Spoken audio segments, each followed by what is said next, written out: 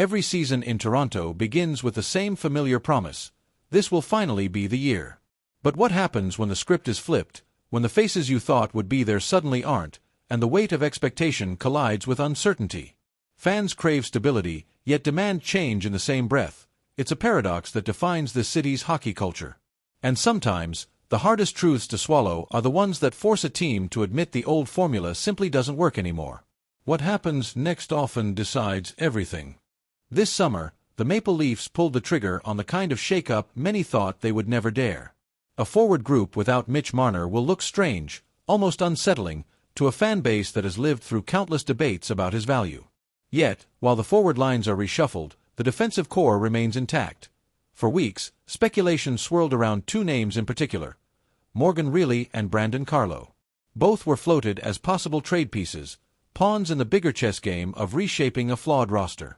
And while nothing materialized, insiders insist it wasn't for lack of effort. Brad Treliving, Toronto's GM, has been working the phones. The vision is clear. Toronto can no longer just hope their defense will evolve. They need action, boldness, and maybe even a touch of ruthlessness. But what player out there could actually shift the balance? That's when whispers turned into headlines.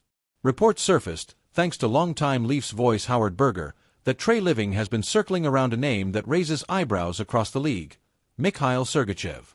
Yes, the same Sergachev who landed in Utah after a blockbuster deal with Tampa Bay, and who still has 6 years left on his massive $68 million contract. At first glance, it seems unrealistic. Why would Utah give up a cornerstone just 1 year into their investment? But in the NHL, unrealistic often has a way of becoming tomorrow's breaking news. If you were in his shoes, would you go all in for a star defenseman or stick with the current core?